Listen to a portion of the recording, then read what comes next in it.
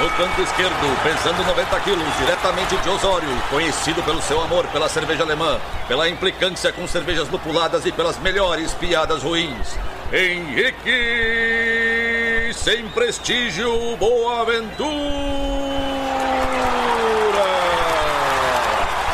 No canto direito, pesando 73 quilos, diretamente de Iraí, o príncipe do azedume, confeiteiro das pastry stouts, senhor das cajuminâncias, Estevão Careca Quitó. Vocês estão prontos? Começa agora o Braçagem Forte.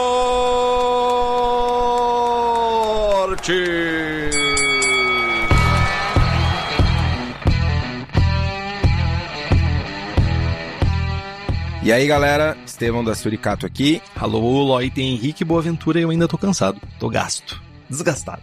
Estávamos comentando, Estevão e eu, que esse final de semana, meu sábado, eu dormi em 4 etapas. Eu acordei, tomei café, dormi de novo. Aí levantei, almocei, dormi de novo. Aí no meio da tarde dei mais uma cochilada. E ainda 9h30 da noite eu fui dormir. Eu ainda tô cansado. Não consigo descansar. Isso é saudade de mim. Não. Ou excesso. O cansaço pode ser excesso. Mas me diga, Estevão, você também estava cansado? Você também estava desgastado? Ou o que você fez nesses últimos dias? A gente tem bastante história pra contar, né? A gente emendou coisa, então deve ter umas coisas pra contar, né? Cara, tô cansado. Devendo coisas pra todo mundo, inclusive pra ti. Mensagens pra mim, inclusive, mas tudo bem. Mensagens pra ti. Mas tudo bem, tô empolgado. Lançamentinho, Ceva nova. Até preciso fazer preciso fazer uma menção honrosa aqui. Que essa ceva é uma goze com botânicos. E estávamos nós lá em Florianópolis, em novembro de 2022, no Nacional das Acervas. E caiu na nossa mesa uma goze com botânicos. E eu achei muito massa a ceva. Fiz avaliação e tal. E depois eu descobri que a ceva é do Bossada. Fábio Bossada, nosso apoiador aqui. E aí, enfim, trocamos mensagens depois sobre a avaliação, sobre a percepção da ceva. E eu curti muito a ideia. Comentei com o Bossada que eu queria fazer uma ceva similar. E aí fiz um lotezinho experimental pro aniversário da Suri em agosto.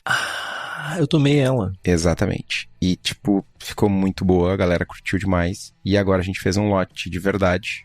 E aí, estamos lançando essa semana em lata, inclusive, a Botanic Ales. E eu queria, enfim, agradecer, deixar a menção, a homenagem aqui, porque é uma ceva inspirada numa ceva do Bossada. Então, baita. No mínimo, manda uma lata pra ele, né, mano? No mínimo, né? Não vou mandar uma lata. Não vai mandar 2. Vou mandar uma caixa, né, meu? Ah, tá, aí sim. Agora, você pegou a meta e dobrou a meta. Não, baita. A ceva ficou massa. A ceva tá bem legal mesmo. Eu me lembro de ter falado pra ti que eu curti ela. Achei uma cerveja elegante, uma cerveja refrescante, acima de tudo. Pois é, meu. Botanicals. E uma ceva, uma sour sem fruta, né? Que, enfim, tem tão poucas por aí. Milagre. O que vai nela? Vai anis, erva doce, cravo, coentro, cardamomo e zimbro. E sal. Carambas. Zimbro é uma parada que pega. Se for forte, pega. Cara, bancadas 1000. Esse lote, obviamente, ficou diferente que o lote que a gente fez pro aniversário. Porque, enfim, não tem... É uma ceva que vai ficar diferente sempre, né? Extrações, concentrações de aromáticos diferentes, fornecedor diferente, origem do insumo diferente. Não tem muito o que fazer. Mas é legal que o perfil geral ficou muito parecido. É o rolê do artesanal, né? O rolê do artesanal é isso. Né? Espere desvios. Não só isso, mas prove lotes diferentes. Precisamos vender cerveja. Mais motivo pra comprar mais. E tu, meu? Além de dormir? Cara, a impressão que eu tenho é que as últimas 3 semanas, elas foram um contínuo, sabe? Não parei um minuto nas últimas 3 semanas. Cara, eu fui viajar. Aí, fui pra Minas Gerais, fui pra Ouro Preto, fui pra Tiradentes, fui pra São Tomé das Maconha, fui pra... Com respeito pra todo mundo de São Tomé das Letras, mas vocês sabem que tem muita dessa erva diferenciada lá. Diferenciada, velho. Mano, eu fiquei com medo de tomar as coisas lá, tudo que eu queria com coisas fechadinho, assim. Eu fiquei com um receio de que tivesse alguma adição extra, assim. É um rolê muito diferente lá. Daí eu fui pra Paraty, aí a gente fez acontecer um concurso gigantesco, que tirou sério, sangue. Daí, antes de fazer o concurso, eu fui no show do Roger Waters. Então, tipo, eu tô achando que eu sou jovem numa carcaça de velho. É isso. Tô cansado. Eu fiz cerveja ainda. Bitter, Ordinary Bitter. Estevão, fica na tua. E ainda fiz cerveja, então eu tô cansado. Mas não cansado o suficiente pra não estar aqui na presença de todo mundo, porque fazia tempo que a gente não gravava. Da última vez a gente fez a divulgação dos resultados junto com o pessoal do Sorro de Lúpulo, e agora a gente tá aqui pra botar o que interessa, que é conteúdo pra fora de casa. É isso. E quem tá na nossa presença aqui, que eu tive que dar uma chamada, porque tinha pouca gente, admito, tinha pouca gente. E daí quando eu dei a chamada no pessoal, o pessoal veio com tudo pra dentro da gravação ao vivo. São os nossos apoiadores e apoiadoras, que tem vários benefícios, além de sorteios de equipamentos, merchans, pagaram uma mixaria para participar do concurso Braçagem Forte. Também tem acesso ao Julgando Forte, que é a nossa iniciativa de treinamento e aperfeiçoamento de avaliação de cervejas, e acompanhar a gravação ao vivo. Que eu acho que a melhor parte disso aqui só pode ser a gravação ao vivo. Só que não. O universo invertido, né? A realidade invertida é que é divertido. Tá aqui acompanhando, mas que a galera gosta, a galera comparece. E se você quiser estar aqui junto conosco, poder fazer perguntas ao vivo, fazer piadas durante a gravação, faça como Alan George, Carlos Alberto Poitevin, Felipe Augusto Kintzer, Felipe Lécio, Fred Brainer Silva, Gabriel Henrique Franciscon, Gabriel Mendes Souza Martins, Luiz Henrique de Camargo, Ricardo Peixoto Gonçalves, Rubens Fernando, Thales de Souza Faria, Thiago Fernandes Dias, Wellington de Oliveira Ferreira, e além de um séquito de outras pessoas mais, e nos apoie pelo Apoia-se. O link é o apoia.se/braçagem-forte. O link está lá no post.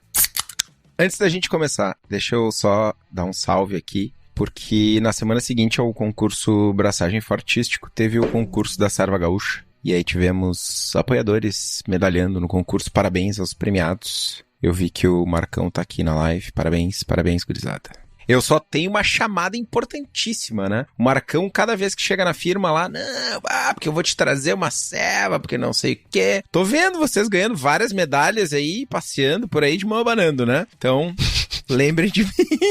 E parabéns, foi um concurso bem grande, um concurso estadual bem grande. Acho que foi 100 amostras que rolaram. Teve um comparecimento também do pessoal que foi lá julgar. Parabéns pra todo mundo que foi julgar, que compareceu, que fez valer o seu PIN. E parabéns pra Serva Gaúcha aí por ter feito mais um concurso acontecer. Acredito que foi o Alessandro e o Gabriel que organizaram, então, Alessandro e Gabriel, abraço pra vocês.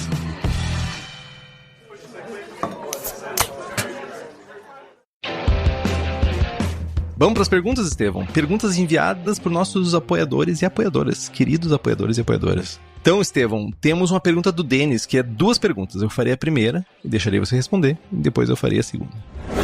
Nas cervejas lupuladas americanas, a lupulagem de final de fervura caminhou praticamente toda para o Whirlpool nos últimos tempos. Por que para uma German Pils ou uma Bohemian Pilsner continuamos fazendo as lupulagens de 20 a 10 e 5 minutos? Não seria mais interessante migrar para o Whirlpool também, deixando o amargor para os 60 minutos? Quais seriam as diferenças sensoriais da utilização dos 2 métodos? Denis, sinta-se abraçado, velho. Parabéns. Parabéns pelo tino. Recentemente, inclusive, eu comentei aqui que estamos fazendo uma... esqueci de fazer esse jabá, né? Dia 25 de novembro tem IPA Day na Suri, na Cubo, evento da Suri.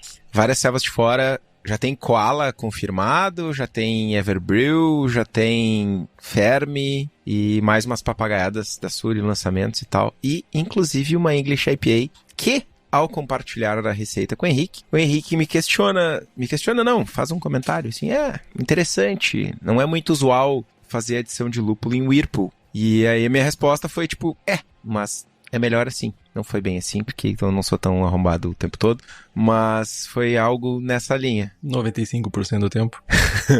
Eu faço adições de Whirlpool na German e na Czech da Cubo, porque é melhor basicamente, tu tem uma extração maior. Pode fazer uma adição a 10, a 20, a 5, tu vai ter uma volatilização mais fácil de alguns óleos, tipo, sei lá, mirceno. Esse mirceno vai embora mais fácil, sabe? Tu não vai depender de uma fermentação mais vigorosa e tal, ou até mesmo de um tempo mais estendido a uma temperatura mais alta no hop stand. Tu vai ter um aproveitamento maior de outros aromáticos também. Eu prefiro, tá? Salvo raríssimas receitas, tudo migrou pro Whirlpool, inclusive nas servas clássicas, nas cervejas que eu faço, né? Eu comecei, inclusive, nas últimas receitas que eu tenho feito, eu inclusive comecei a usar lúpulos não tradicionais para amargor. Eu estou usando o pato, primeiro pela piada, segundo porque ele tem um alto teor de alfa-ácido, isso é bom, menos matéria orgânica, e eu nunca praticamente faço adições a 20, 15, 10 minutos. Se tem alguma adição que eu faço pra aroma e sabor, eu faço no flame out. É isso, desligo o fogo, adiciono o lúpulo, resfrio. É isso. Tem diferença, sim. Acho que como o Estevão falou, extração é diferente. Tu consegue volatilizar algumas coisas dos lúpulos, alguns óleos essenciais, que vai fazer outras coisas aparecerem. Mas tu tem outras maneiras de fazer isso usando outros lúpulos diferentes também. Não necessariamente gastando lúpulo em adições que vai fazer sumir coisa ao invés de permanecer na cerveja. Segunda pergunta, Estevão. Como levo o mosto para o fermentador inox em uma temperatura bem superior à de inoculação, só inoculo no dia seguinte? Nesse caso, para aumentar o rendimento, o volume das cervejas com muito lúpulo de final de fervura, haveria alguma contraindicação de levar uma quantidade grande de trube para o fermentador, mas purgá-lo antes da inoculação? Este período do trube em contato com o mosto teria algum malefício para a cerveja final? Cara, a maior treta de uma quantidade grande de trube é em contato com o início de fermentação, com a levedura. Tu inocula depois, faz uma purga, inocula e, inclusive, pode fazer, já que tu tem essa capacidade, uma nova purga 24 horas depois do inóculo, que tu vai purgar alguma coisa de trube restante e vai purgar células mortas, enfim, células que não performaram bem. Proteína. Que só vão te atrapalhar, então só tem que tomar um cuidado extra com a temperatura que tu tá levando esse mosto pro fermentador. Sei lá, tu fala em uma temperatura bem superior. Tu tá falando em 35 graus ou em 75? Se é uma temperatura muito alta realmente, tipo acima de 70, tu pode ter isomerização ainda, então, enfim, é uma treta. Mas se tu estiver falando no caso dos 30 graus, 30, 40 graus, tá de boa, pode levar esse trube tranquilo, faz uma purga antes de inocular e faz uma purga de 24 horas e tá tudo certo. 2 pontos só, rapidamente. A minha abordagem é a mesma que o Marcão colocou no chat aqui, a pato a 55 minutos e o lúpulo exibido a 0. É isso. Por que 55 minutos, Estevão? Cara, boil over, basicamente, né? É esperar dar aquela baixada naquela espuma mais densa, mais... Tretosa. Coagulação inicial das proteínas para também não diminuir o aproveitamento do lúpulo. Essa é a moral. E o Rodrigo pergunta no chat, rapidão, como vocês calculam o amargor só jogando no IRPO? O Brewfather acerta? Cara, não necessariamente ele acerta, mas o desvio, ele é constante. Então, se eu tô errando do mesmo jeito sempre. Mas sim, ele faz o cálculo. Errado ou certo, ele faz um cálculo quando tu usa o Whirlpool. Ele pergunta qual é a temperatura do teu Whirlpool e leva isso em consideração para aumentar ou diminuir o IBU estimado da tua cerveja. Um ponto importante é que, principalmente para quem não faz o resfriamento na panela, tem que considerar o tempo de contato do lúpulo. Tipo, joguei o lúpulo, fiz 5 minutos de Whirlpool, deixei 5 minutos decantar, parou de girar e aí eu vou transferir a cerveja. Esse tempo de transferência também conta. A cerveja o mosto tá, sei lá, 70, 80, 90 graus e o lúpulo tá ali em contato no montinho. Então, isso, quanto maior o tamanho do equipamento, enfim, para cervejaria que usa Brewfather, isso é bem importante. Eu sei de cervejarias que demoram 2 horas para transferir o mosto. Cara, 2 horas a 85, 90 graus é treta, né? É vários IBUs a mais. Bom, vamos para a próxima pergunta, a pergunta do Fred. Como saber quem é o administrador de provas do BJCP aqui no Brasil? No site não consegui achar. Estava querendo saber quando vai ter prova de degustação tasting. E aí depois tem outra pergunta, mas vamos lá, primeiro essa. Tá. Aqui no Brasil, um jovem muito charmoso, muito meu amigo, chamado Tomás Pupo, é o diretor de provas, entre aspas, ele é uma das pessoas responsáveis, ele não é o diretor de provas, porque essa pessoa é uma entidade só, norte-americana, que eu não lembro o nome da pessoa agora. Não lembro se é o Don Blake que tá responsável por isso, mas é o Tomás. Tem uma coisa que é importante, que não é o Tomás que administra as provas, não é ele que estipula quando que vai ter, aonde que vai ter. As provas de tasting são provas que são solicitadas por algum juiz ou juíza, jurado, jurada, que quer aplicar a prova no seu estado, na sua cidade. E essa solicitação, ela passa por uma aprovação ou não. Geralmente tem uma quantidade X de provas que podem ser executadas em cada país, dependendo da quantidade de pessoas que tem, principalmente para avaliar essas provas, que é o nosso maior problema aqui no Brasil. Não ter pessoas para avaliar as provas suficiente para comportar um ritmo maior de provas do BJCP. Então, até onde eu sei, no momento tá um hold, tá esperando um pouco para sair novas provas, porque a fila de avaliação das provas passadas ainda tá grande. Não foi avaliado algumas provas, inclusive a do Estevão, para ele já antecipando a reclamação que ele vai fazer. Mas as provas, elas são solicitadas. Não é o diretor de provas que vai fazer isso. E se tu quiser saber onde vai ocorrer as provas, site do BJCP tem lá um link chamado Exam Dates, alguma coisa assim, que tu consegue ver aonde vai ocorrer. Se eu não tô enganado, ano que vem vai ocorrer em Buenos Aires. E eu acho que é o mais perto daqui, eu acho que é Buenos Aires. E só. Não vai ter mais nenhuma prova ocorrendo por aqui. E eu acho que já deve estar meio fechadas as provas do ano que vem. Então, pelo menos por hora, a não ser que tenha uma notícia extraordinária, não vamos ter provas enquanto a gente não terminar de corrigir as que estão por aqui. Eu não ia me manifestar, mas provocado fui. Não, eu não disse pra te manifestar. Que fique bem nítido. Não, tu me provocou.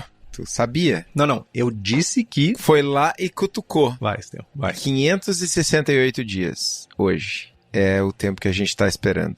Continua falando isso. Não, é só isso. Só ia dizer que são 568 dias de espera. Teve gente que teve 2 filhos nesse meio tempo, mano. E é real, velho. Mano, aproveitou bem o tempo. É isso. Ah, velho. Só agora uma cutucada. As pessoas que, quando receberem essas notas, a gente precisa de ajuda dessas pessoas para que as próximas pessoas recebam um pouquinho mais rápido e que as outras pessoas recebam um pouquinho mais rápido. Então, é aquela cutucadinha. Ajudem. Não simplesmente abandonem.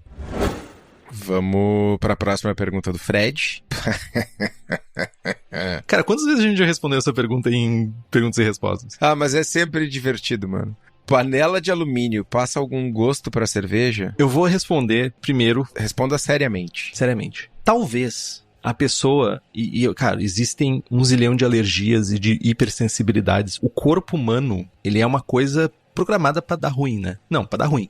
Pô, a gente tá vivo, respirando e se mexendo. É um milagre, cara. Tipo assim, é tanta pecinha podre no organismo que, né? E vai que existe uma pessoa que tem uma hipersensibilidade a alumínio. Talvez exista essa pessoa que consegue detectar uma coisa que talvez nem o laboratório consiga detectar. Vai saber. Aí tem a segunda parte, que é a parte não tão séria, que tipo assim, talvez a pessoa tenha um laboratório de análise na boca, que quando a pessoa bota a boca numa amostra que tem alumínio, ela consiga detectar, sabe? Mas não passa gosto pra cerveja. Você comeu arroz feito em panela de alumínio sua vida inteira. Quer dizer, provavelmente já existem jovens hoje em dia que nasceram num mundo que não tinha panela de alumínio. Nunca rasparam uma panela de alumínio, nunca arearam uma panela de alumínio. Mas muito provavelmente você comeu arroz com panela de alumínio e você não sentiu gosto de alumínio. Então, é isso.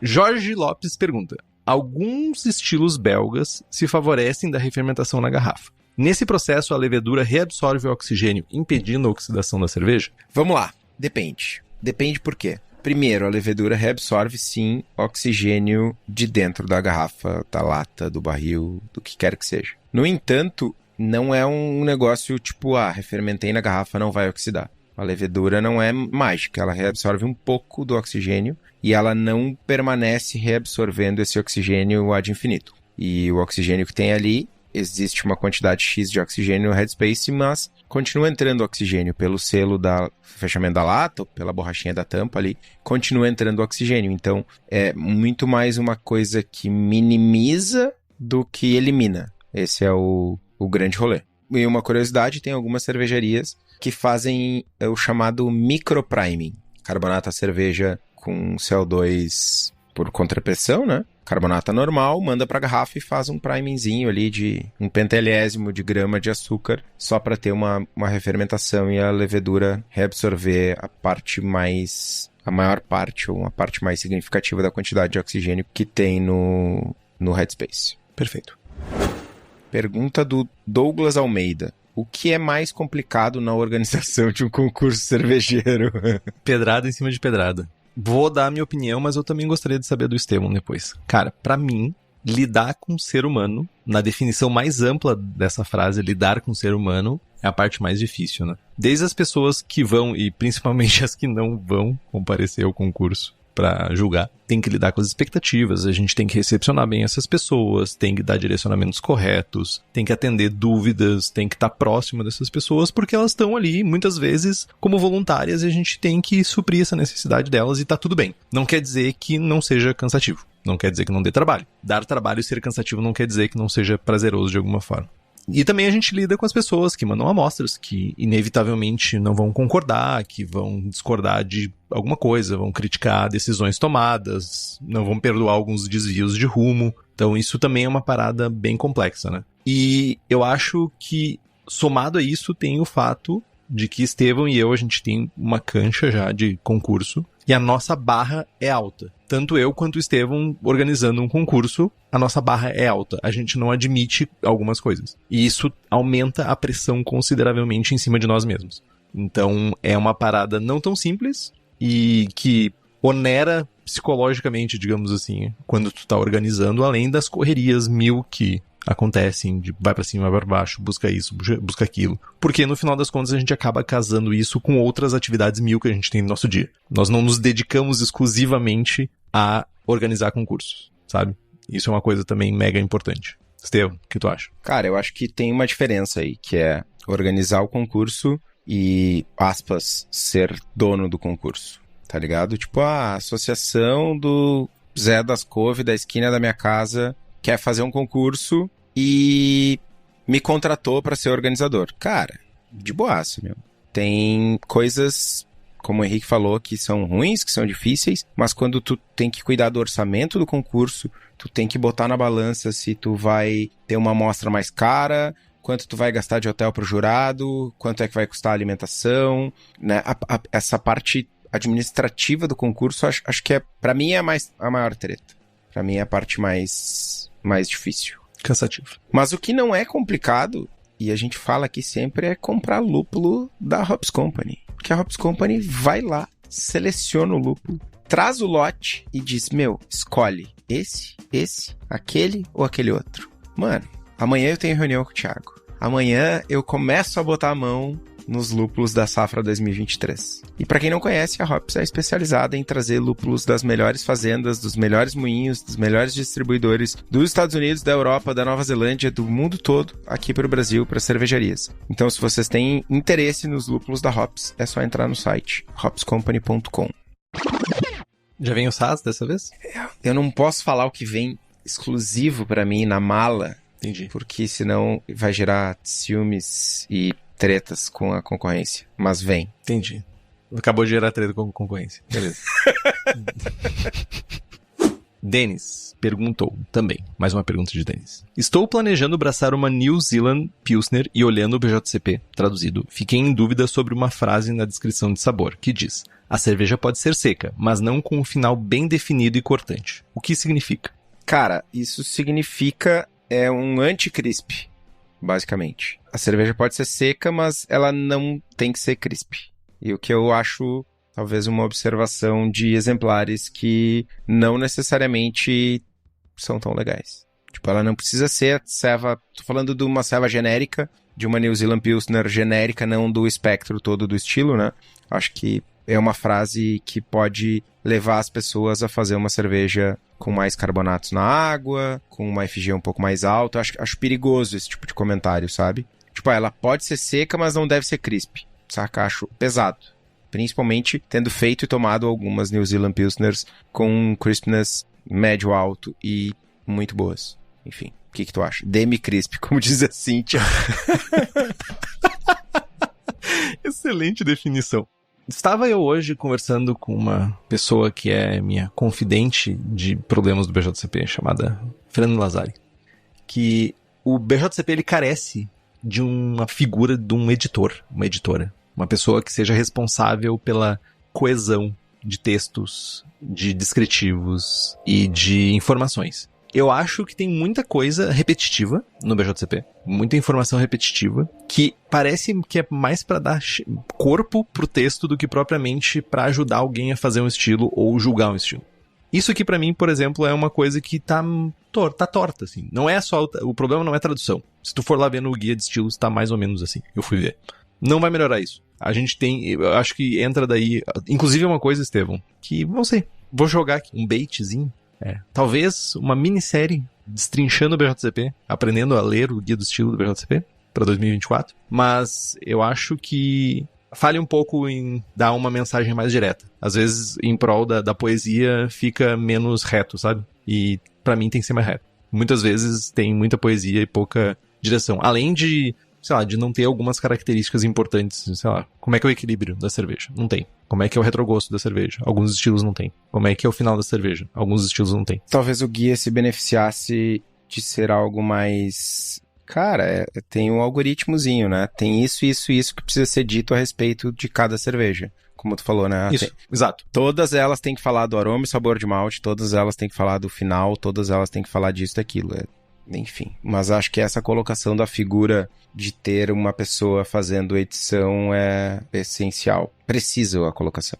Gordon, ele compila. Pessoas são responsáveis por categorias específicas. Sei lá, o Ron Pattinson é responsável por alguns estilos históricos, sobre as bitters. Outra pessoa é responsável pelas cervejas alemãs, sabe? Tem isso. Então, se tu for ver, as cervejas alemãs, elas têm um texto mais ou menos padrão. Porque provavelmente é a mesma pessoa que escreve. Não quer dizer que esteja coeso com o resto das informações do guia, sabe? Então, enfim.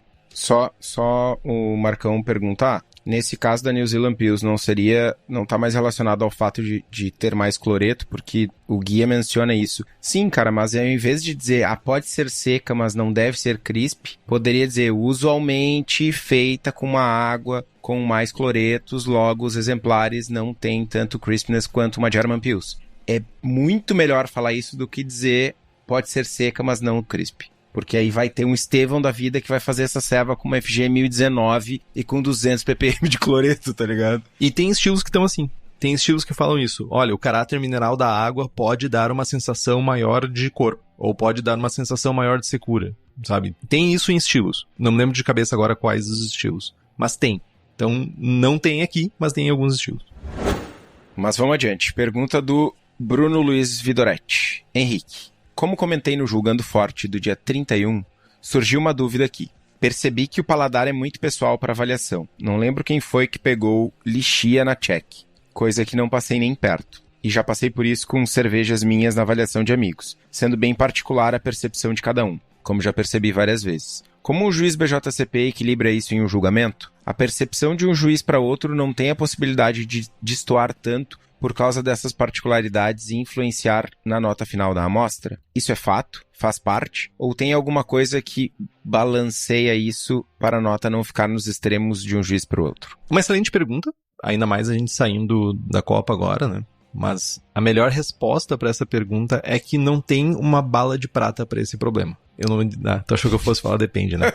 Não depende. Depende. Não tem uma bala de prata para esse problema. Passa por estudo, hora copo, ampliação de biblioteca sensorial. É um esforço pessoal de cada jurado ou jurada, de certa forma, tentar todo o concurso ou toda avaliação que ela for fazer, né? Se a pessoa for fazer, sabe? Remover o viés que ela tem e discutir as percepções, se alguma coisa parece muito discrepante. É a maneira mais comum que a gente tem nos concursos de tentar diminuir esse gap entre as pessoas. Lógico, isso varia muito com a experiência do jurado também. Um jurado mais experiente, que tem mais cancha, mais hora copo, já experimentou mais coisas, já participou de mais concursos. Pode ser que ele consiga controlar, ou que ele tenha uma biblioteca maior que vai ver uma pessoa. Vou dar um exemplo. Quando a gente estuda para o BJCP, a gente tem exemplos de súmulas bem preenchidas e exemplos de súmulas não tão bem preenchidas. Tipo, tu pode dizer aroma de malte. Tu pode dizer aroma de malte de intensidade média. Tu pode dizer aroma inicial de malte de intensidade média com caráter de pão. E tu pode dizer aroma de malte inicial de intensidade média com caráter de pão com notas secundárias, lembrando casca de pão torrada. Então, é a mesma avaliação, só que com graus diferentes de profundidade. Então, é cancha. E problemas vão acontecer. Discrepâncias vai acontecer. E é por isso que a gente não tem uma pessoa só avaliando a cerveja. Geralmente tem 2, idealmente 3. Para que as pessoas discutam, para as pessoas conversem e tentem chegar numa ideia daquela cerveja menos discrepante. Ainda mais quando a gente tem jurados ou juradas que têm menos cancha na mesa. Essas pessoas têm um papel de perguntar. Tem um papel de buscar mais informações, de aprender com aquelas outras pessoas que estão ali. Alguma coisa a comentar, Estevão? Sim, rapidamente. Primeiro é que a gente tem que normalizar, insisto, a gente tem que normalizar receber súmulas diferentes. Cara, se fosse para receber a súmula igual, não precisava várias pessoas. Sentaria o Estevão aqui e faria 3.000 avaliações de 3.000 cervejas e, tá ligado? É primeiro ponto. Segundo ponto, não é no sabor de lixia ou de damasco, ou de goiaba branca, ou de goiaba serrana, ou de não sei o que tá o fato da tua cerveja ser uma cerveja 35 ou uma cerveja 45. Eu falo isso sempre de lúpulo. Cara, American IPA. Olhem a descrição de American IPA. Pode condimentado, pode frutado, pode cítrico, pode dank, pode diesel, pode tudo. Cara, tem aroma de lúpulo, tem sabor de lúpulo, tem amargor, o equilíbrio tá certo, não tem harsh, não tem astringência, não tem nada disso. Cara, sei lá, se é goiaba ou se é bergamota, ou não faz diferença pra pontuação, pra performance da cerveja. Pode fazer diferença para aqueles 5 pontos do intangível, mas não é aí que tá o furo da bala. O furo da bala tá antes. E às vezes a gente se apega. Ah, não, pro Estevão parece lixia, pro Henrique parece goiaba.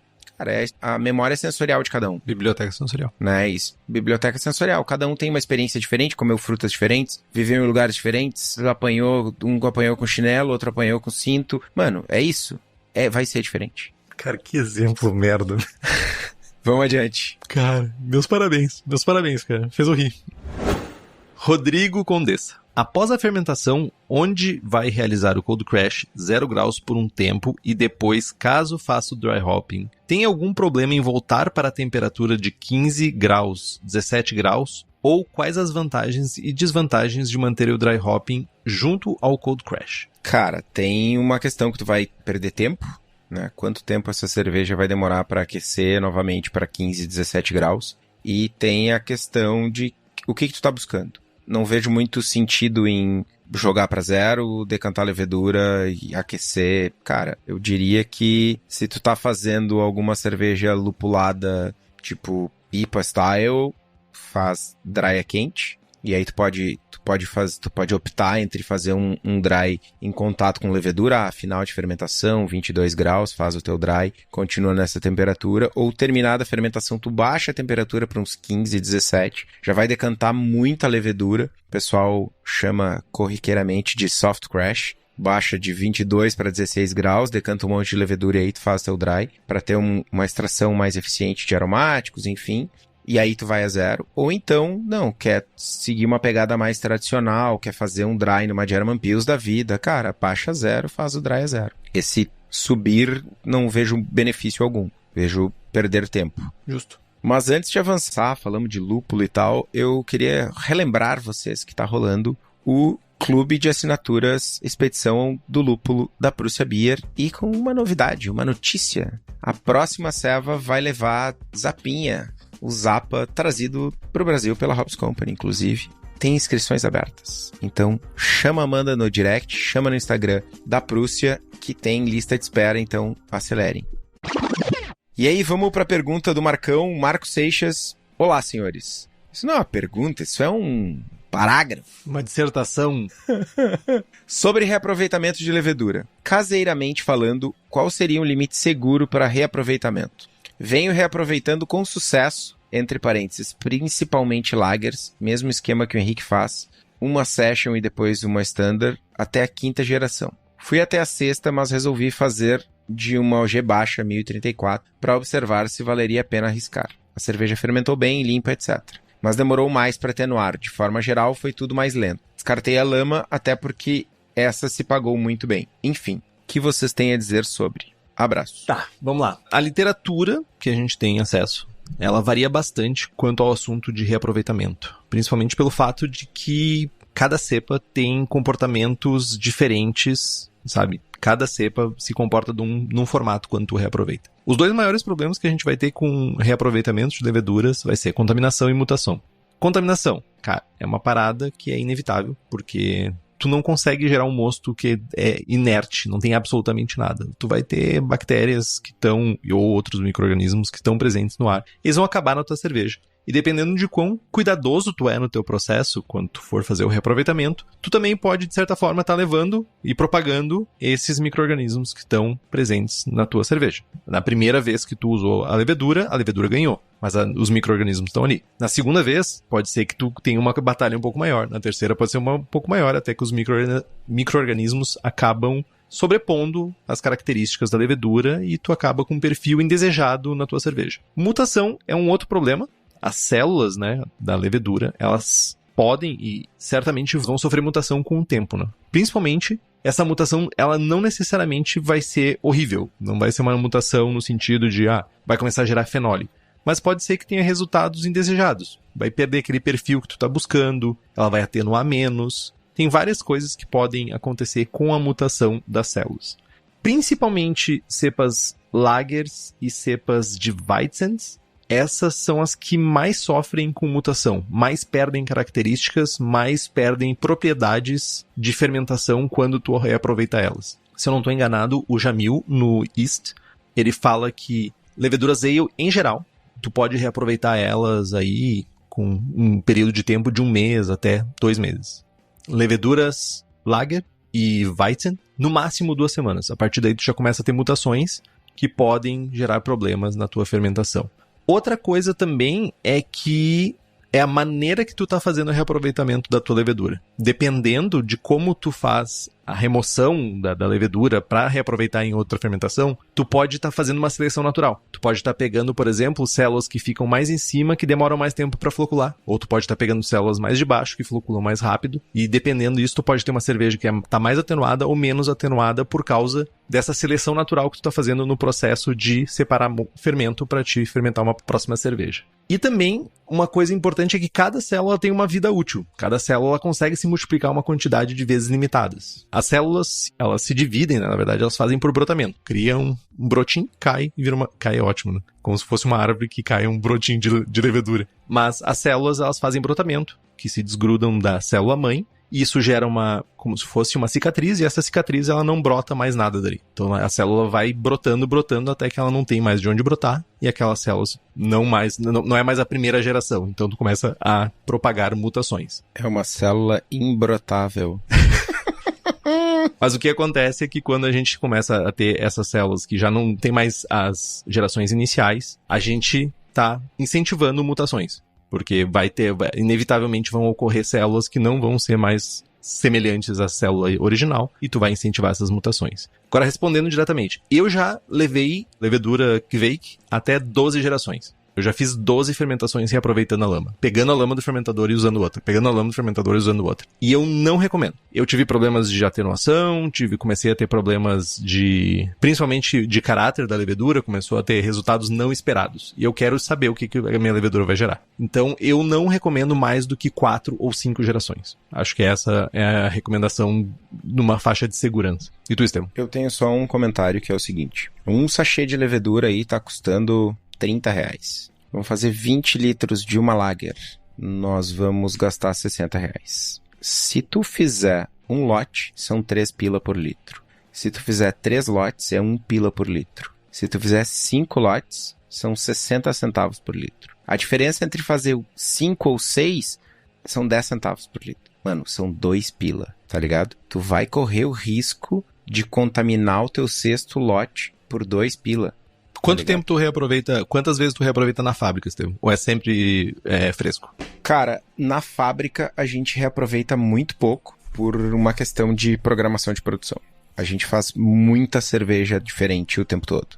Então, tem 1000 situações em que a gente simplesmente não tem tanque para reaproveitar na hora e a gente não armazena a levedura mais de 7 dias. Que a Gabi não me ouça, mas 7 dias é o máximo. Então, tem que casar os tanques, né?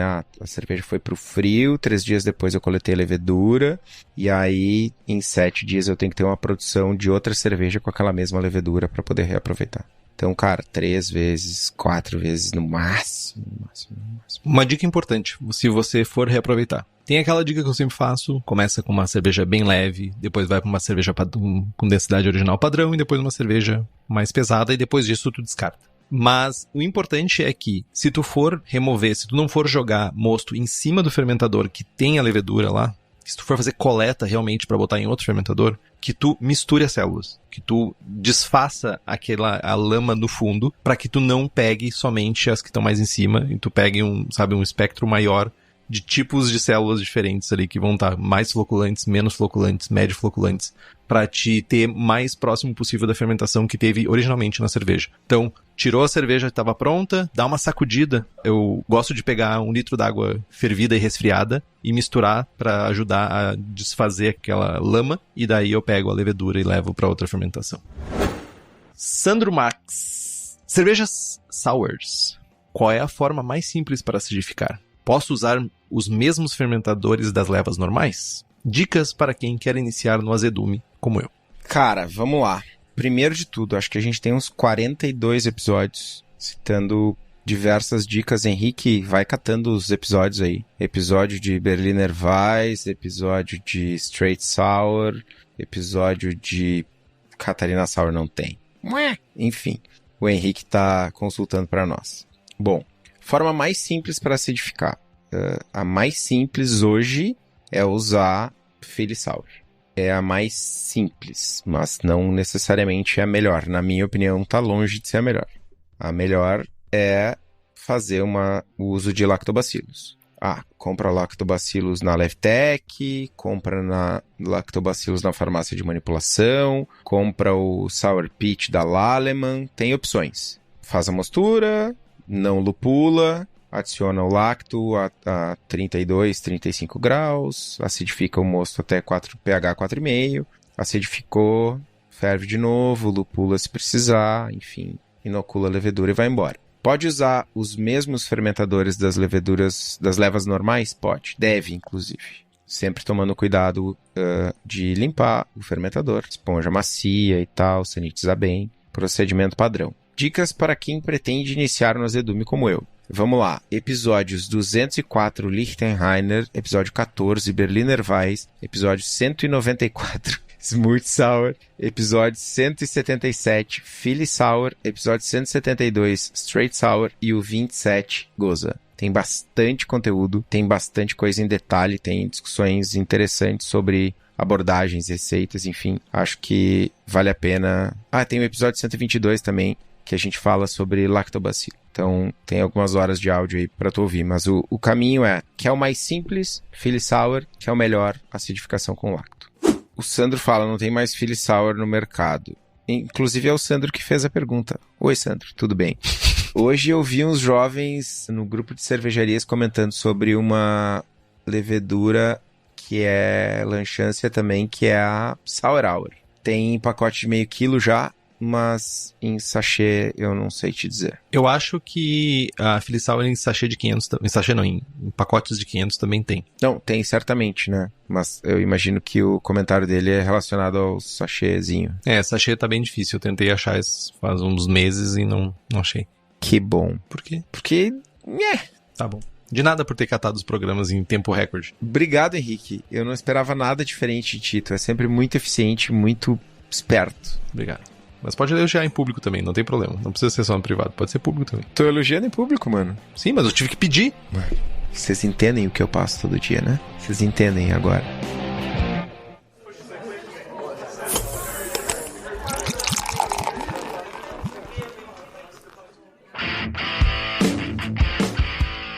Vamos lá, pergunta do Breno Gianotti. Com a mãozinha e tudo, ó. É possível fazer um starter somente com bombinha de aquário ou é necessário agitador? É possível fazer, inclusive, sem bombinha de aquário, agitando com a mão. E não encare como botando a mão dentro do recipiente e fazendo agitar. Tipo, você pega o recipiente e agita o recipiente. A grande questão é que do agitador, ou da bombinha, né, de aquário, bombeando ar filtrado, espero, para dentro do Erlenmeyer ou de outro recipiente que tu use para fazer a propagação das tuas leveduras, é que a gente quer manter a levedura em suspensão e incentivar a multiplicação celular. É isso que acontece. Mas tu consegue fazer isso agitando com a mão. Inclusive eu já fiz testes quanto a isso. Teve algum momento da minha vida que eu propagava 2, 3 leveduras ao mesmo tempo para testar em casa, fazendo plaqueamento, fazendo slants. Então eu gostava de ficar fazendo teste. Na época o DME era mais barato, dava pra gastar bastante. Hoje em dia o DME tá preço de cerveja premium. Depois que o Faustus comprou o DME demais, inflacionou o mercado. Exatamente, o Faustus quebrou o mercado de DME. Tá horrivelmente caro. Mas enfim, a gente precisa e é o que a gente faz. Eu tinha um agitador magnético que tá com o Estevão, inclusive, agora. E outra levedura que eu tava propagando, eu fazia toda vez que eu passava do lado do Erlen, eu ia lá e sacudia e colocava tudo em suspensão e fazia com que gerasse a maior quantidade de espuma, né, que é tirar de solução o CO2 que a levedura tá produzindo. E toda vez que eu passava ali eu fazia isso. Na hora de dormir eu fazia isso? Lógico que não. Posso ter acordado algumas vezes durante a noite e ter feito isso? Posso. Mas a grande questão é que tu vai ter menos multiplicação celular, mas não vai ser tão menos, assim, que vai inviabilizar fazer a agitação com a mão. Tem algumas calculadoras, inclusive, se eu não tô enganado, a do Jamil. Do Brauchkaiser. E a do Brauchkaiser. Do Brauchkaiser fala sobre agitação com a mão, né? No caso de tu agitar de 2 em 2 horas, se eu não tô enganado. É o que ele usa de métrica. Versus com um agitador magnético. E a diferença é de 25%. Aí tu pode compensar isso, se não tem agitador magnético. É 25 ou é menos o teu? Eu não me lembro agora. Eu não lembro, mas na minha cabeça era mais. Era mais? Eu tenho ideia de que é uns 25%, mas enfim, tem diferença. Mas tu pode compensar isso quando tu estiver fazendo o teu starter. Ah, eu não consigo ter um agitador magnético, não tenho grana pra comprar. É isso. Tu não vai deixar de fazer um starter porque tu não tem. Vai fundo, faz assim. Eu prefiro agitar na mão do que botar a bombinha de aquário dentro do LMI. Escolha. Mas, Estevão, tem uma coisa também que a gente se esquece às vezes, que é você nem sempre precisa fazer um starter. Você pode comprar já um pitch correto para fazer a tua cerveja. E o lugar para fazer isso, para sua cervejaria principalmente, que quer lá, ao invés de ficar lidando com 1000 problemas de laboratório, contratando gente especializada, mas contrate. Se você tem grana, contrate. Isso é importante. Mas se você ainda não está em desenvolvimento da sua cervejaria, você pode comprar um pitch gigantesco. Você pode comprar o pitch correto para fazer a sua lager, sua ale. Pode comprar pitch Brett, bactérias. E o lugar certo para fazer isso, para comprar essas maravilhas, é na Levtech. Tem tudo para tua cervejaria, desde consultoria até leveduras. Além disso, também tem leveduras para outras bebidas, como hidromel, cidra, whisky e cachaça. Então entra lá no site levtech.com.br e faz as tuas compras. Jackson de Matos. Para baixar o pH, geralmente podemos usar ácido lático ou fosfórico. Existem vantagens um sobre o outro? Sensorialmente tem impacto na cerveja final? Existem vantagens e tem impacto sensorial. A grande questão é quanto que tu tá usando e qual o tamanho do teu lote. O ácido fosfórico ele é um ácido mais forte, então tu vai usar menos. Usando menos, principalmente em lotes pequenos, tu começa a perder capacidade de medir a quantidade que tu vai usar. Por exemplo, nos lotes que a gente faz na cervejaria, enfim, isso também é função da quantidade de carbonatos que tem na nossa água, mas na cervejaria, lotes que a gente faz, lotes de 350 litros, a gente usa, para correção de água de lavagem, de 6 a 10 ml de ácido lático, para um lote de 350 litros. Fazendo uma continha de padeiro aqui, para um lote de 35 litros, é 0,6 ml, 1 ml. Cara, se eu for usar fosfórico, vai ser, sei lá, menos, saca? É difícil de medir, é difícil de ter precisão nessa medição. Então, um ácido mais fraco, que tu usa uma quantidade maior, é mais fácil de medir. Tu acaba sendo mais preciso. E no outro extremo, tu vai fazer uma straight sour, que tu vai baixar o pH do teu mosto a 4,5.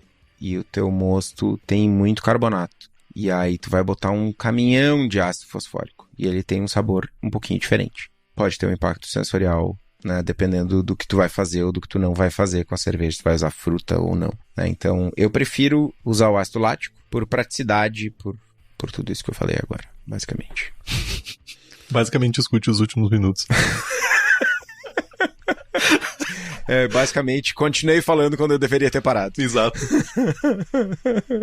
O cérebro não acompanhou a boca. Não. Pergunta do Leandro Almeida. Como posso fazer uma análise da minha água cervejeira em casa? Pergunto porque o laudo da companhia de abastecimento não veio com os valores de sais, por exemplo. Para que não fique na dependência da companhia, qual o melhor caminho?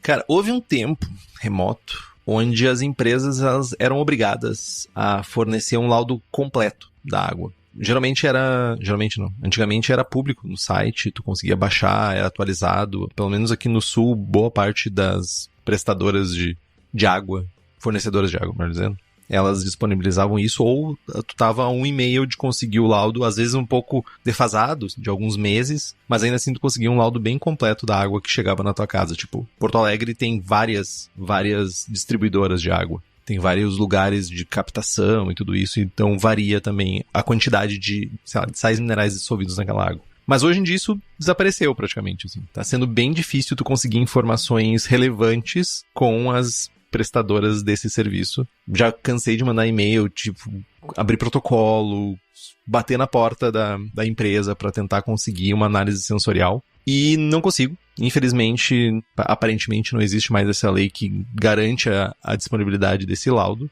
E o melhor caminho, certamente, é tu contratar um laboratório especializado para fazer essa análise. Infelizmente, vai ter que desembolsar uma grana, acho que uns R$300, alguma coisa assim, para fazer a análise e tentar, de alguma forma, buscar mais informações sobre a água que tu tem na tua torneira. Uma coisa importante é que, para ti conseguir ter uma visão bem precisa, é importante que tu garanta, ou pelo menos que tu descubra, né, junto com a tua fornecedora de água, se não tem mudança de captação. Aqui onde eu moro, por exemplo, no interior do Rio Grande do Sul, são 6 poços de artesianos que fornecem água para a cidade. Então, eu posso ter 6 fontes diferentes de água e é notável quando muda para mim. Sensorialmente é notável quando muda. Tem alguns poços que são mais perto da superfície, que tem menos caráter mineral. Tem alguns poços mais fundos que são bem um caráter mineral bem presente. Então, a composição dos íons da água muda. E se tu fizer análise de um só dos poços, tu não vai saber exatamente como é a tua água. Tem kits de análise de água que são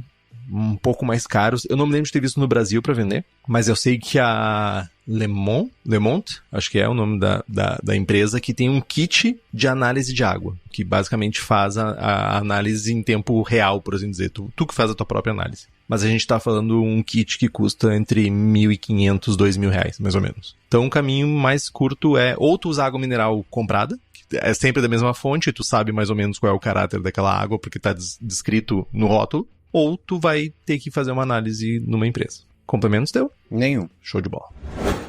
Henrique Gonçalves. Como fazer a carbonatação forçada? Equipamentos, técnicas, dicas. Vale a pena para caseiro que faz de 10 a 20 litros? Cara, vale muito a pena. Cara, essa eu acho que é top 3 dicas pro cervejeiro caseiro. Faça a carbonatação forçada.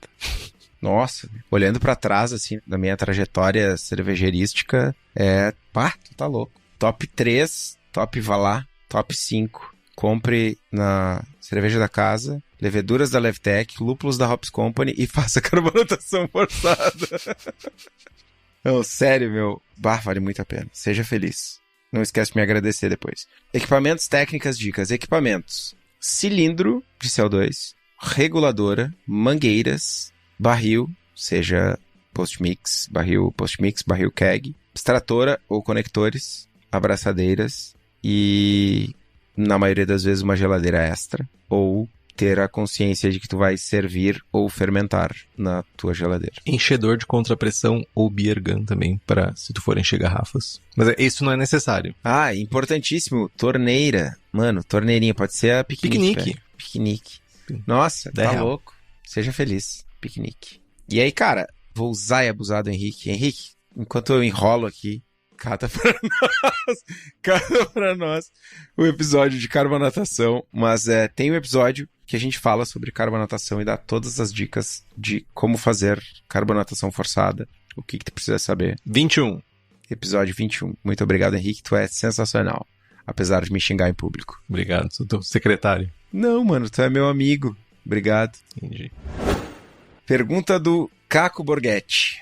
Gostaria, se possível, que comentassem sobre cursos úteis para cervejeiros caseiros. Até que ponto vale a pena buscar cursos ofertados no mercado nacional? Obviamente, sei que depende das nossas pretensões. Recentemente fiz um curso em uma escola conhecida como sendo para iniciantes, porém vi algo extremamente técnico. Confesso que algumas coisas auxiliaram, mas outras certamente foram para completar a grade e assustar quem está iniciando. Enfim, se puderem auxiliar direcionando um caminho ou dando dicas, agradeço. Eu respondo isso queimando um monte de ponte, Estevão? Não. Complicado, né? Tá. Eu acho que a gente tem a primeira coisa bem direta e reta. O que tu quer num curso?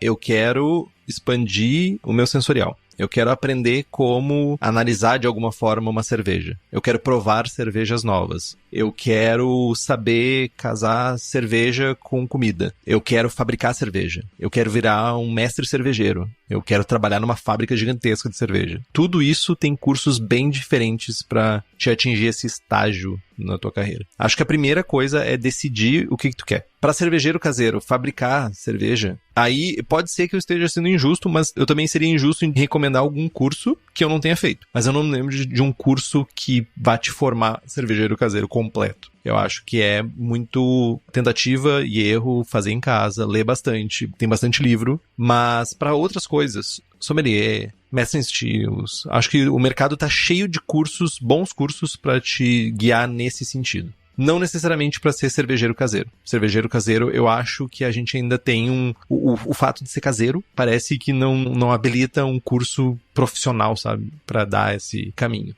Eu sei que tem umas escolas que têm alguns cursos, mas eu nunca participei e eu não conheço ninguém que tenha feito isso para recomendar. E aí, se tu quer realmente trabalhar no meio, aí os cursos têm que sair do Brasil. Infelizmente, os cursos foda de técnicos pesados, realmente, TUM, em Munique, Berlim, Chicago, são fora do Brasil, infelizmente. Cara, eu acho que achei forte o teu comentário de que se tu quer trabalhar no meio, precisa fazer um curso fora. Não, eu não disse que se tu quer trabalhar no meio, eu disse que se tu quer se formar mestre cervejeiro. Tipo, tu não tá prestando atenção no que eu tô falando. Ok. É isso, então. Além de tudo isso, não me responde e não presta atenção no que eu falo. E daí fica dizendo que eu tô falando coisa pra depois eu ser processado, não tu. Deu? Tudo bem, deixa assim. Posso continuar? Eu vou pegar meu livro aqui pra ler. Pega teu livro aí. Eu já participei de cursos caseiros, já dei curso pra caseiro e uma coisa que me pegou na tua pergunta é conteúdo pra completar a grade. Isso é foda, porque tipo, cara, tem o cara que tá, sei lá, o cara que tá dando curso da serva da tua cidade ou da tua região. Provavelmente é outro cervejeiro caseiro que montou um conteúdo ali com o que tu precisa saber pra fazer minimamente uma serva boa, saca? Não tem grade pra preencher, não tem alguém ensinando da sua própria experiência, né? E, cara, tem gente boa e gente ruim em todos os ramos, né? Assim como tem gente fazendo serva ruim e vendendo, tem gente fazendo curso ruim e vendendo, né? Isso é uma treta. É importante a gente transcender o certificado, né? A gente vive em diversos momentos no Brasil meio refém de certificado, de crachá. O Henrique é o crachá boy, anda com o pinzinho do BJCP pra cima e pra baixo no peito. Se tu tivesse o de National, tu andava também. Também não, mano. Vai na cervejaria lá e vê onde é que estão os certificados das medalhas e o troféu de melhor cervejaria. Tá guardado no armário, mano. Tá, se tu acredita nisso, mano, é o que importa. Se tu acredita, pode continuar falando. Eu acredito, mano. É real. A gente não precisa do certificado. A gente precisa do conhecimento. Esse é o rolê. Então, enfim, né? Tu precisa aprender a fazer serva, não necessariamente fazer um curso que tenha uma grade XYZ. Uma sugestão bem rapidinha. Converse com alguém que já fez o curso. Eu acho que é uma boa maneira de tu entender o que vai acontecer. Converse com alguém, pega mais ou menos a visão da pessoa, uma pessoa que tu confia, e daí tu vai ter uma ideia bem boa do que tu vai aprender no curso. Fabiano Coelho, encher a garrafa até o gargumilho. Essa orientação vale para contrapressão e priming também? Gargumilho é um ótimo descritor. Gargumilho, cara, depende. A grande sacada de encher a garrafa até o gargumilho, até lá em cima, até não caber mais nada, é para diminuir o headspace, porque a gente não consegue tirar todo o oxigênio do headspace. Então, quanto menos headspace, menos oxigênio dentro da garrafa. Essa é a lógica. Só que quando tu faz priming, a fermentação dentro da garrafa vai gerar gás. E esse gás, ele precisa ir para algum lugar. Quando tu tem um headspace considerável, nesse headspace já tem gás. Só que gases são altamente compressíveis, então tu vai botando mais gás naquele headspace, ele vai se comprimindo e tá tudo certo. Quando a garrafa tá cheia até o gargumilho, não tem espaço para o gás, porque o líquido é pouquíssimo compressível. E aí acontece da garrafa explodir, ou da tampa voar. A função do headspace, ela existe porque as cervejas, elas são enchidas e pasteurizadas. Cerveja cerveja artesanal, né? E quando o cara enche a garrafa até o gargumilho e bota na pasteurizadora, o que acontece? O líquido quente expande. Expande e não comprime, não tem espaço para ele dentro da garrafa, a garrafa explode. Então os caras tiveram a genial ideia de deixar um headspace, porque esse headspace na garrafa funciona como um amortecedor. O líquido expande, o gás comprime e tá tudo certo, a garrafa não explode. Então, para cerveja com priming, tem que ter headspace. Segunda pergunta, uma Keller Beer engarrafada e colocada na geladeira deixa de ser uma Keller Beer por ficar em maturação a frio? Depende. A geladeira tá no porão? Deus do livre, mano.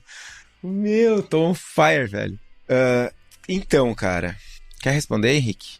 Porque eu tenho certeza que se eu responder eu vou te magoar. Tá, eu vou só ler o comentário do BJCP sobre o estilo, tá? Daí depois tu pode me magoar, não tem problema. Mais do que um estilo de cerveja, um estilo tradicional de servir. Mas essas cervejas têm diferenças sensoriais das cervejas básicas. Devem ser julgadas como cervejas especiais. Considere... O nome significa literalmente cerveja de adega e é de manuseio natural de uma lager beer alemã de sabor fresco para serviço sazonal no local. Como as British Beers, é melhor apreciado localmente, pois os exemplares engarrafados podem não ter o frescor característico do estilo. É mais sobre frescor. Agora tu pode falar, pode me xingar. Keller Beer é, tipo, tinha que ter Cask Ale no BJCP, tá ligado? É a Cask... Cara, Estevão matou tudo. Keller Beer é a Cask Ale alemã. É isso. Na verdade, eu tava sendo irônico. Tava querendo dizer que não tinha que ter a Keller Beer tal qual não tem a Cask, mas tudo bem. Essa é a parte do me magoar, no caso. É tipo, tem que ter check mlico, tá ligado? É muito mais sobre servir do que sobre o que tá no copo, tá ligado? É isso. Mas sim, e aí falando de sensorial mesmo, ela é mais fresca. E ela pode passar por maturação a frio, sem problema nenhum, mas aí de novo, né? É um dia de maturação a frio ou 12 anos de maturação a frio. Tem impacto, ela tem que ser fresca, ela tem que ter essa característica de frescor. E ela, inclusive, tradicionalmente, ela é maturada a frio, né? Ela é maturada a frio, só que ela não é filtrada, ou não tem nenhum processo de filtração extra pra cerveja, né? Elas não são feitas para serem envasadas, essa que é a moral. Apesar de que tu encontra cervejas no supermercado com um rótulo Keller Beer. Inclusive, a Kaiserdom tem uma lata que chega no Brasil, Kaiserdom de Bamberg, ou pelo menos na fronteira de Bamberg, tem uma Keller Beer, que é qualquer coisa menos fresca. É horrível aquela cerveja. É horrível. 7 meses de container fresca. Sim, e mais uns 7 meses de gôndola de supermercado, né? Tipo, super Keller. É literalmente envelhecida. Mais uma pergunta pra ti, então, Estevão. Cíntia Okawa. Recomenda-se o uso de metabisulfito em todas as braçagens ou para estilos maltados, basicamente? Seria melhor o de potássio ou de sódio? Haveria algum risco em caso de erro na dosagem? Várias perguntas. Vamos lá. Recomenda-se? Eu nunca recomendei isso e continuo não recomendando. Esse recomenda-se... O que aconteceu na última semana que começaram a querer botar metabisulfito nas cervejas? Quem recomenda? A partir de agora... Mano, tem um lobby das empresas que fabricam metabisulfito? Mano, para tudo. O próximo Perguntas e Respostas vai ser edição Sócrates. Só respondemos com pergunta, velho.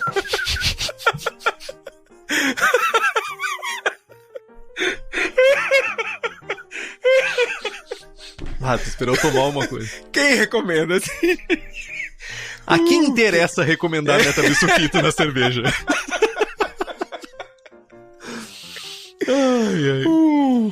Desculpa, Cintia. Ela deve estar rindo também, então. Recomenda-se é muito forte, né? Mas não recomenda, inclusive. Metabisulfito, ele tem várias atuações. Ele pode servir como sequestrante de oxigênio, ele pode servir como seletor de leveduras, como conservante de uma maneira geral. Confesso que eu honestamente não sei dizer qual é melhor nem qual a principal diferença entre metabisulfito de potássio e de sódio. Não sei. Real, não sei. Haveria risco em caso de erro na dosagem? Sim. Muito metabisulfito pode trazer caráter sensorial de sulfitos, de sulfurantes. E aí, enfim, não queremos isso. Importante, sulfitos tem pessoas que são alérgicas. Pessoas asmáticas são alérgicas a sulfitos e pode desencadear uma crise asmática. Isso é mega importante. Então, quem recomenda? Então, eu não recomendo. Essa é a verdade. Mas... você deve estar se perguntando, mas é pra quê? É pra oxidação, não sei o quê. Talvez o teu problema de oxidação da cerveja seja equipamento. Teu equipamento não está adequado para fazer tua cerveja. E o lugar que tu vai encontrar os melhores equipamentos que vai evitar totalmente a oxidação da tua cerveja é na cerveja da casa. Tem os melhores equipamentos e vai ter tudo para fazer a cerveja com a melhor qualidade possível. Então acessa o site cervejadacasa.com e fica por dentro de tudo que tá rolando lá na casa do Daniel. Agora, Estevão, a gente chegou naquele momento que vem as cartinhas, o fax, o carro de telemensagem com as perguntinhas. Por favor, Estevão. O fax. Carro de telemensagem. Maicon Freitas. Quero modificar o perfil mineral da água da rede, mas é desconhecido o perfil dela. Tem algum método? Tem, não faça. Se tu não sabe o que tu tá mudando, tu não muda, basicamente. Tipo... tu tem que saber o que tu tá mudando, porque do contrário tu não vai saber onde tu tá chegando. Infelizmente, não tem muito o que fazer. Primeira coisa, voltando lá na primeira pergunta, descobre qual é o perfil da tua água, tenta encontrar um laudo. Se não tiver um laudo, junta 5, 6, 10 pessoas que fazem cerveja na tua região, rachem um laudo da água da região de vocês, para te saber. E aí sim, tu vai fazer alterações baseadas na tua base, o que tu tem de íons na tua água. Sem isso, não faz. Quem não sabe o que tá mudando... Como é que... Tu tem uma frase pra isso, Estevam? Aqui. Quem não mede não muda. Isso aí. É uma frase de linha de produção, eu acho. Isso. Mas eu tenho uma outra ideia para um próximo Perguntas e Respostas. Só respostas idiotas. E a minha resposta idiota... faz 11 programas que a gente tá fazendo isso. A minha resposta idiota para a pergunta do Maicon é... Cara, joga qualquer sal. Tu vai modificar o perfil, tu só não vai saber de onde para onde. Eu confesso que eu cheguei a pensar em sugerir, tipo, vai no tentativa e erro, mas não. Não faz isso. Não faz. Não faz. Real, não. Entenda o seu perfil da água, senão tu não tá sabendo o que tu tá mudando. É isso. Ainda do Maicon. Maltes especiais brasileiros valem a pena usar para fazer cervejas inglesas, alemãs e outras? Cara, dá pra usar sim. Certamente dá pra usar. Ainda mais que a gente não tem acesso a uma gama gigantesca de maltes importados pra gente usar pra fazer cerveja. Se a gente ficar restrito somente a maltes importados, ou a gente vai morrer em grana, ou a gente vai morrer em não ter o malte. Lógico. É importante pontuar que cada maltaria tem seu processo e vai ter perfis diferentes para aquele malte que tu tá substituindo, de certa forma, né? E tu vai ter que adaptar na tua receita. É o caso clássico do Mary's Otter que tu substitui por Pale mais um chorinho de Munique. É uma maneira que tu tem de tentar simular o perfil de Mary's Otter. Não quer dizer que vai ficar igual, mas, sei lá, cara, tu só tem acesso a malte Pale de uma maltaria brasileira aí e Munique de uma maltaria brasileira. Tu vai deixar de fazer uma cerveja inglesa por causa disso? Não, tu vai adaptar. A adaptação é a mãe de toda a mudança, assim. Tipo, então, testa, experimenta, vai brincando com o malte, vai brincando, vendo qual é. Principalmente, recomendo muito fazer cervejas smash, que tu usa somente um malte pra te entender bem o perfil que tu vai ter naquela cerveja e a partir daí tu consegue combinar. Faz uma cerveja 100% Pale, faz uma 100% Pilsen, faz uma 100% Munique, faz uma 100% Viena e vê o caráter que a cerveja tem no fim e depois tu consegue blendar esses maltes para gerar caráteres diferentes na tua cerveja e também usar maltes especiais. Tem maltarias aí. Como é que a do Odebrecht é a... Maltes catarinense. Catarinense, que tem uma cacetada de maltes especiais diferentes também, que consegue perfis diferentes. Só não espera a mesma coisa que tu tá esperando, sei lá, de uma maltaria inglesa. Prova primeiro, vê qual é o caráter e aplica na tua cerveja. Um comentário rapidamente. Nos estilos americanos, falando de IPA basicamente, existe um desapego com o ingrediente. Se tu ia ler a descrição antigamente no BJCP 2008, por exemplo. American IPA, caráter de lúpulo americano, cítrico, leve condimentado, pinho, resina. Lúpulo americano. Hoje tu não vê mais o lúpulo americano em descrição de estilo americano. É caráter de lúpulo frutado, Esse apego com o ingrediente é uma coisa que já foi, que meio que a escola americana de uma maneira geral já deixou pra trás. E com as escolas mais tradicionais isso não aconteceu ainda. Nem sei se vai acontecer. A alemã tá agarrada com isso, mano. Pois é, cara. Mas saca? Guardadas as devidas proporções, pra mim é a mesma coisa que a galera dizendo, não faz cerveja boa com milho. Justo. Tá ligado? Tu tá botando um certificado de qualidade ou de não qualidade no ingrediente. Cara, o ingrediente é só mais uma ferramenta. O que importa é o que tá no copo. Vale o que tá no copo, exatamente. Só, eu não concordo com o que tá no guia, tá? Só queria dizer isso. Mas tu pega um estilo tipo Hellesbock. Não, Hellesbock não. Sei lá. Hellesbock. Tu vai lá nos ingredientes, provavelmente tem alguma coisa dizendo assim, o caráter tá mais relacionado à qualidade dos maltes alemães do que propriamente processo. Tem coisas assim, sabe? Para estilos alemães. Soberba, pode ser. Enfim, não é o primeiro erro do BJCP. José Forno, no caso de não atenuar e já depois de clarificar, posso fazer alguma coisa para melhorar? Pode. E aí, para bater nos preconceitos, a galera do hidromel faz tudo depois, né? Corrige acidez, corrige dulçor, corrige tanino.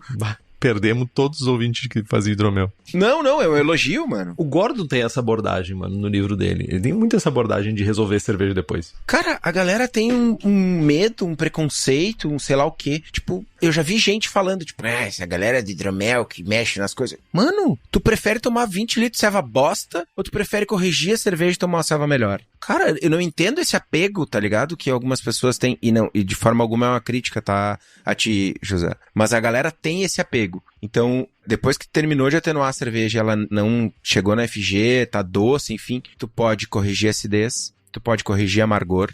De bate pronto, assim, cara, é ácido lático e hexa-hop, iso-alfa ou tetra-hop que tu acha em homebrew shop, tu corrige amargor 5 IBUs pra cima, dependendo do estilo, um chablauzinho de acidez vai trazer um pouco mais de brilho, tu pode, de novo, dependendo do estilo, tu pode adicionar sal, tem várias alternativas, tu pode colocar uma fruta, tu pode fazer um dry hopping, a cerveja tá... Blendar. Pode blendar, tem várias alternativas, cara. Várias alternativas. E aí depende muito da ceva que tu fez, né? Do estilo base, enfim. Eu ia fazer uma piada muito desgraçada, mas eu vou me conter, porque eu sou uma pessoa melhor hoje. Não, agora tu faz, porque tu começou a rir enquanto eu falava e me desconcentrou. É que, tipo assim, o pessoal fica falando da galera do hidromel. Galera? É tanta gente assim? Agora perdeu uma galera do hidromel. Desculpa, gente. Ai, eu queria que tivesse mais gente que fizesse hidromel, essa que é a verdade. Porque tem duas coisas que eu internamente gostaria de fazer. Mais. Eu já fiz hidromel e eu queria fazer mais, mas não faço. E eu queria fazer cidra e não faço. Mas eu sou... encare essa minha piada como um frustrado falando sobre as coisas. Eu não sei fazer o que vocês fazem, é isso.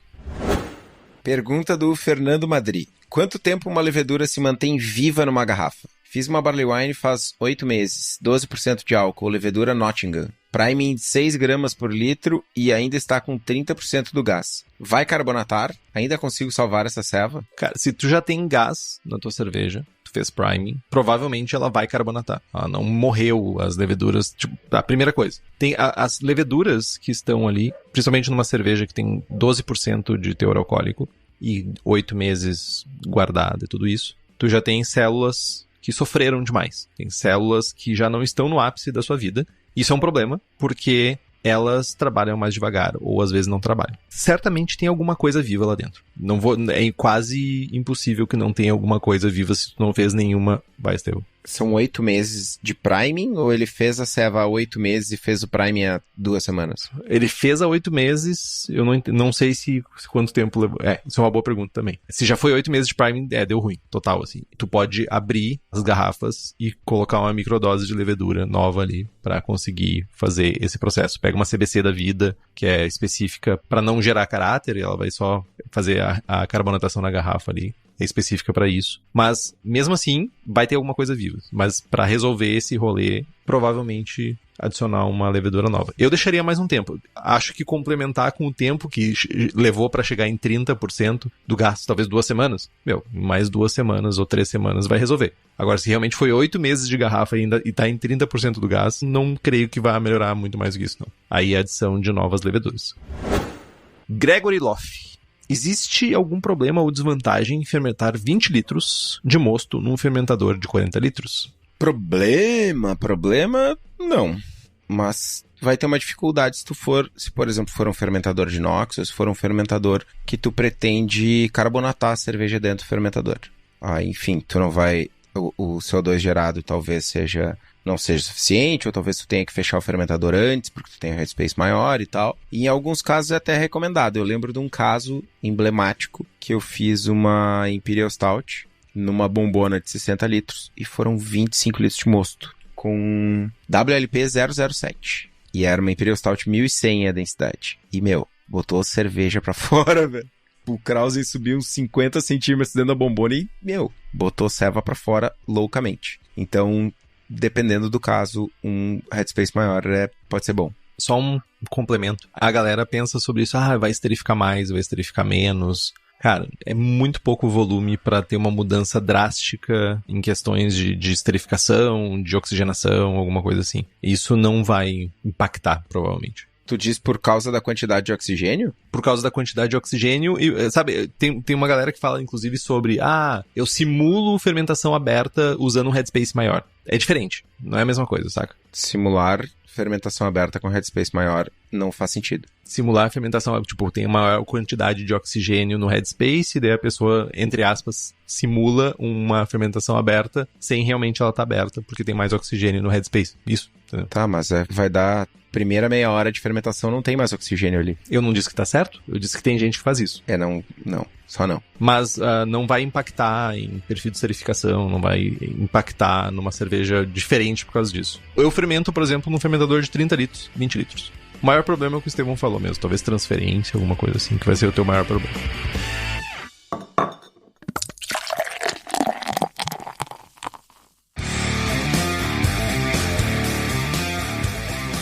Pimentel, oxidação, um dos maiores inimigos cervejeiros. Como isso é tratado na fermentação aberta? Tá, importante. Oxidação ela ocorre em várias partes do processo, né? Tem oxidação a frio, tem oxidação a quente, tudo isso. Mas ela é mais comum de ser relacionada com a cerveja finalizada. Isso é o mais importante pontuar. Quando a gente está fazendo uma cerveja e ela está sendo fermentada ainda, existe uma fermentação ativa, a levedura ela vai ser responsável por consumir oxigênio dissolvido no mosto e usar isso para, seus processos metabólicos, multiplicação, acima de tudo multiplicação, mas também para alimentação. E uma vez que a fermentação termina, a cerveja ela vai ser passada para outro recipiente, geralmente, né? Vai ser para outro lugar e não tem mais contato com oxigênio, por isso que não é um problema. Tipo, geralmente, pensa assim, uma fermentação aberta. Fermentação aberta, tu vai lá, tu bota num... Vamos pensar, tipo, a Bigfoot lá da Sierra Nevada. Eles têm uns tanques gigantescos, eles passam o mosto para lá, inoculam a levedura e, tipo, vai ter oxigênio na sala onde está ocorrendo a fermentação e aquele oxigênio vai ser consumido pela levedura e tem alguns estudos bem interessantes sobre isso que falam sobre perfil de esterificação melhor, saúde melhor da levedura porque tem mais oxigênio disponível, a levedura vai consumindo, inclusive as pessoas precisam entrar com cuidado nessa sala porque vai gerar CO2 pra caramba, mas não é um problema de oxidação. Oxidação não é um problema, porque geralmente quando termina a fermentação, e também é importante pontuar, né, que o CO2 ele vai sendo gerado, vai empurrando o oxigênio para cima. Lógico que não vai ficar ausente de oxigênio, mas terminou a fermentação, ele é transferido para outro recipiente, onde a oxidação já não é um problema, porque é um recipiente que geralmente purgado com CO2 e tudo isso. Então, a fermentação ocorre com a presença de oxigênio, mas depois que a fermentação termina, tu já não tem mais contato com o oxigênio e não vai oxidar a cerveja. Weizenbier estão aí para provar isso. Se eu não estou enganado, a Pilsner Urquell faz fermentação aberta, fazia pelo menos fermentação aberta, enfim. O Ellerson Killian. Kitó já se rendeu às lagers. Quando se renderá o uso das Kveiks? Cara... Já se rendeu, né? Já usou? Diversas vezes. Velho. Diversas? Diversas vezes. Tu tem uma cerveja com Kveik? Atualmente, não. Mas a Vinland foi a nossa primeira serva com Kveik lá em 2019. Tu tem um moletão da Vinland. Exato, que é o rótulo da Vinland. E a Magrela da Distrito é com Kveik, já fizemos outras servas com Kveik. A primeira Helles Rausch da Kubo, não sei se eu podia falar isso. Azar. A primeira Helles Rausch da Kubo foi feita com Kveik e foi pro concurso e ganhou medalha na mesa que o Gordon Strong tava fazendo mini boss. Chupa mundo. E com essa eu me despeço. Até vou largar o microfone aqui, ó. Isso, nunca mais bota no lugar o microfone. Qual cepa que era? Na Magrela é a Hornidal. Tá. Na Vinland é a Voss. E na Helles Rausch porque foi um lote só, a Lutra. Boa. Então, já se rendeu. Se rendeu às lagers, se rendeu às Kveiks. Então, qual é o próximo passo? Chiclete já foi? Parar de fazer cerveja. Esse é o próximo passo. Ah, velho. Bim Cabral. Qual a média de notas em concursos caseiros? E os medalhistas são acima de quanto? Boa pergunta. Média de concurso. Eu não tenho um retrospecto para poder pontuar aqui. Geralmente a média é baixa, porque tem cervejas que não atingem uma pontuação alta e isso acaba puxando a média para baixo. Tipo, as cervejas geralmente ficam na faixa dos 25, 28 pontos. Uma grande maioria das cervejas ficam nessa faixa. Aí algumas 30, 30 e poucos e pouquíssimas acima de 40. A gente pode falar qual foi a média da Copa, Estevão? Claro. A média da Copa foi 28 pontos de média para 300 e poucas amostras. É uma excelente média. É acima do meio, tipo, acima, vai de 0 a 50 ou de 13 a 50, então estamos acima da média no concurso. E as medalhistas são acima de quanto? Aí eu vou usar, Estevão, depende. Tem concursos que estipulam que a medalha é dada Eu não me lembro de nenhum concurso caseiro que a medalha é por nota. A medalha, geralmente, ela é dada numa rodada de mini-boss e depois numa rodada de boss. Pra quem não sabe o que é isso, Best of Boss é Best of Show. Então, as cervejas primeiro passam por uma avaliação, que é feita por jurados, que é feita uma ficha e é dada uma nota. Baseado nessa nota, dado pelos jurados e juradas nas avaliações, as melhores cervejas daquela categoria, naquele agrupamento de estilos, vai para uma rodada chamada mini-boss. Essa rodada, ela pega e os jurados e jurados não têm acesso às notas da cerveja, nem às súmulas, e avaliam as cervejas uma contra as outras para decidir quais são as 3 melhores cervejas da mesa. Alguns concursos não obrigam a medalha no mini-boss. Outros concursos, eles obrigam a medalha no mini-boss. Nós escolhemos por fazer todo mundo medalhar no mini-boss. Tinha que escolher as 3 melhores das cervejas que estavam na mesa. E a melhor cerveja de cada um dos mini-boss, de cada uma dos agrupamentos, vão para a rodada de boss, que é a rodada final. Daí é escolhida a primeira, segunda, terceira melhor cerveja do concurso. Então, não tem como te dizer as medalhistas são acima de quanto. Pode ser que uma cerveja 33 seja medalhista de ouro e pode ser que uma cerveja 45 não seja medalhista de ouro. Por quê? Porque tem discrepâncias. O mini-boss e o boss é uma maneira que os concursos têm de resolver discrepâncias na rodada anterior. Estevão? Acho que uma maneira bem fácil de colocar em perspectiva o lance das notas, que é sempre um assunto que retorna, né? Ah, a minha cerveja foi 45 e não ganhou medalha, a cerveja do Zezinho ganhou 33 e ganhou medalha. Imaginem o seguinte, imaginem o Henrique 2 semanas sem eu ter mandado nenhuma mensagem pra ele. É raro, mas acontece bastante. Se com 2 dias ele já tá insuportável, mano, imagina 2 semanas. Cara, ele ia tá assim, ó, o ápice do mau humor. Ele deu a nota 33 pra Seva. Aí o Estevão, todo benevolente, todo querido, todo legal, sorridente, vai lá e, tipo, faceirinho, deu 45. Aí tu bota as Sevas lado a lado, lá depois do mini-boss, com outras pessoas, outros jurados, que vão tomar a cerveja, toma um golinho do copo, toma um golinho do outro. Opa, não, essa aqui tá melhor que essa. E aquele 33 do Henrique, na verdade, ele era, sei lá, o Henrique de mau humor. E eu tô fanfarroneando aqui, né? E o 45 do Estevão era o 45 do Estevão de bom humor. E eu não tô falando que o bom ou o mau humor de cada um deve impactar na avaliação da cerveja. Mas as experiências de cada um, as conversas em cada mesa, as cervejas que passaram naquele set, tudo isso influencia a nota que as pessoas vão dar. O momento que a cerveja foi avaliada, né? Já aconteceu. Ah, julguei 28 IPAs no dia inteiro. A primeira IPA que eu dei uma nota 29. Chegou no final do dia, puta merda, mas se pá não eram 29, hein? Se pá eram 32. A gente trabalha para que isso não aconteça, mas inevitavelmente tem diversos fatores puxando para um lado ou para o outro que vão fazer que a nota tenha um desvio. Quando tu bota no mini-boss, a Seva tá lado a lado. Toma uma, toma outra. Opa, essa aqui tá melhor. E aí não interessa a nota. E um comentário final. A primeira rodada é uma garrafa, que é descartado. O mini-boss é outra garrafa e o boss é outra garrafa. Então, não é raro que tenha algum problema na garrafa na rodada de mini-boss. Ou na primeira rodada a cerveja tem uma característica que na outra garrafa não tem. Acontece e, tipo, entra nessas variáveis que o Estevão citou aqui. Tem do lado do jurado da jurada, mas também tem do lado do processo, porque são 4 garrafas diferentes. Ainda mais quando se usa Prime e tudo isso, pode ter discrepâncias que entre garrafas acabam dando esses... Ah, nota ruim ganha medalha, nota boa não ganha medalha, sabe? Tipo...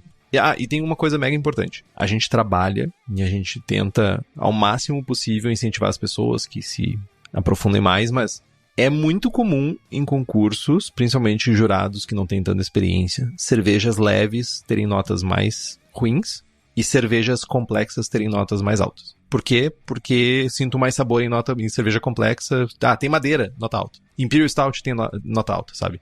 Não é raro que uma Weizenbier ganhe medalha de ouro com 33. Eu ganhei uma medalha de ouro com uma Cream Ale 32. Então, né?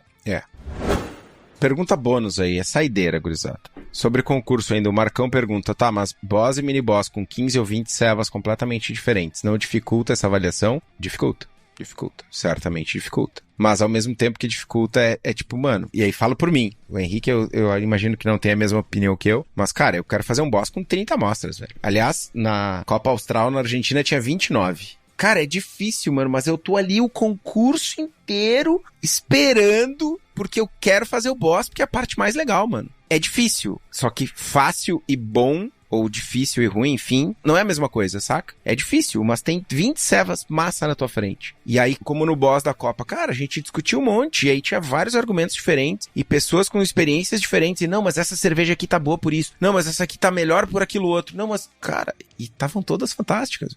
O boss da Copa Braçagem Forte foi 45 minutos quase de discussões sobre as melhores cervejas. E a gente demorou pra chegar, tipo, nas 6 melhores. Já foi, tipo, uns 25, 30 minutos pra chegar nas 6 melhores e uns 15 minutos pra decidir conseguir chegar. Eu não concordo 100% contigo, Estevão.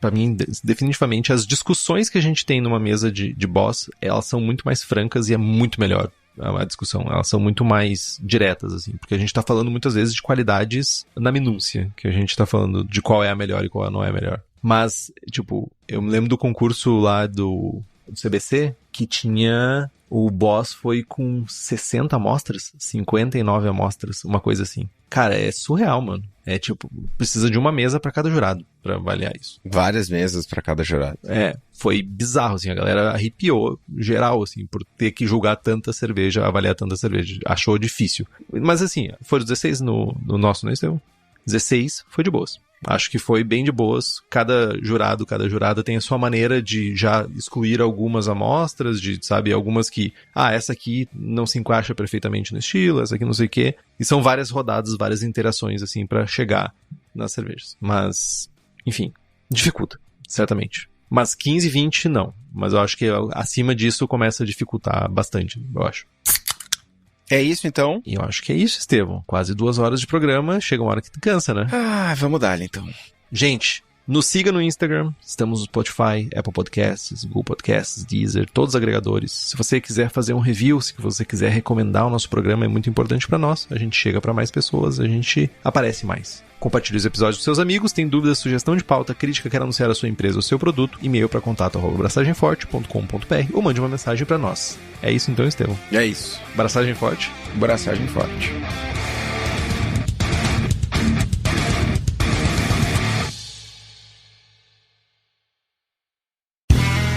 Este podcast foi editado por Play Áudios.